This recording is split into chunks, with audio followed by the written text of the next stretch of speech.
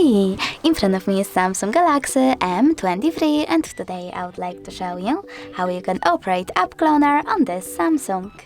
Firstly, go into Settings and choose Advanced Features. Now scroll all the way down and click on Dual Messenger. Following that, you need to click on the switcher next to one of your available apps that you wish to clone.